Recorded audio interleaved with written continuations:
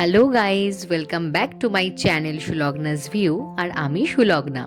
তো তোমাদেরকে নিয়ে চলে এলাম আবারও কাশ্মীর ব্লগের নেক্সট একটা পার্টে। তো আজকে তোমাদের সাথে আমি যে পার্টটা শেয়ার করব সেটা কিন্তু ভীষণ ইন্টারেস্টিং। তো দেখতে থাকো আমার ব্লগটা।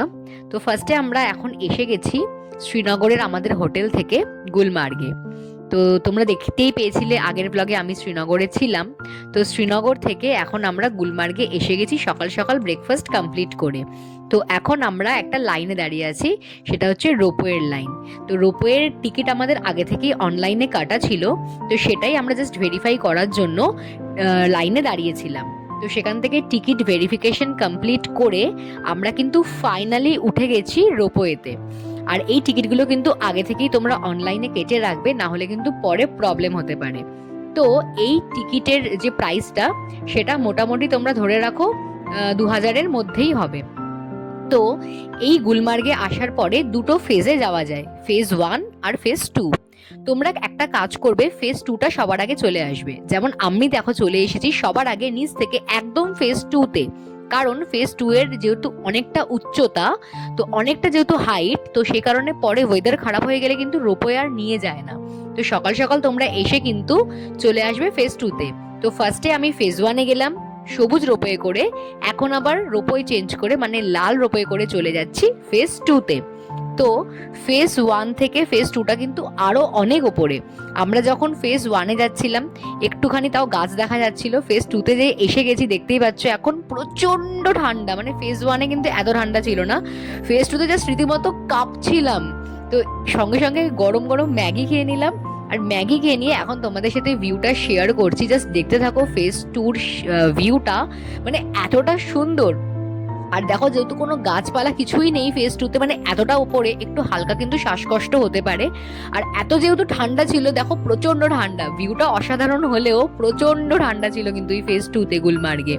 আর এই জন্য প্রচন্ড কাঁপছিলাম আমি থতথতর করে। আর এতটাই ঠান্ডা ছিল, অনেকে কিন্তু ঠান্ডাতেও শ্বাসকষ্ট হতে পারে। তো সঙ্গে কিন্তু কর্পূর রাখবে বা অক্সিজেনের কিছু ব্যবস্থা রাখবে তোমরা সঙ্গে। তো এখন দেখতে পাচ্ছ আমরা আসি হচ্ছে ফেজ 2তে। আর দূরে যে পাহাড়টা দেখা যাচ্ছে ওর উপরে কিন্তু বরফ দেখা যাচ্ছিল, তো সেদিকেই আমি এখন যাচ্ছিলাম। তো সেদিকে যেতে যেতে আমি ভিউটা এনজয় করছিলাম আর চেষ্টা করছিলাম যতটা সম্ভব তোমাদের সাথে শেয়ার করা যায়। আর এখানকার যে ম্যাগি সেটা কিন্তু প্রচন্ড টেস্টি। আর এখন দেখতেই পাচ্ছ এখানে আমাদের ইন্ডিয়ার ফ্ল্যাগ, যেটা দেখে তো আমার ভীষণই ভালো লাগছিল।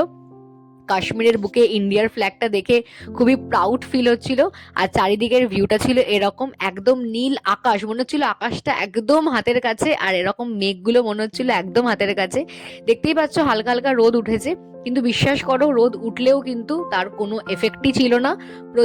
প্রচন্ডই ঠান্ডা ছিল। মানে সবচেয়ে বেশি ঠান্ডা আমার পেহেলগাঁও লেগেছে, আর এটা তার থেকেও বেশি ঠান্ডা গুলমার্গের এই জায়গাটা ফেজ 2টা।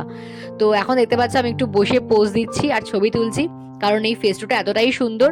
আর যারা ফেজ 2 একবার ঘুরে যাবে তাদের কিন্তু ফেজ 1 একদমই ভালো লাগবে না, কারণ ফেজ 2টা এতটাই ওপরে তোমরা মনে করবে যেন একদম স্বর্গে এসে গেছো, পুরো সেই ফিলটা তোমরা পাবে। আর দূরে বললাম বরফ দেখা যাচ্ছে। তো তোমরা এখন আপাতত ভিউটা এনজয় করতে থাকো ফেজ 2-র, তারপরে বাকি ডিটেলস তোমাদের সাথে আবার আমি শেয়ার করছি।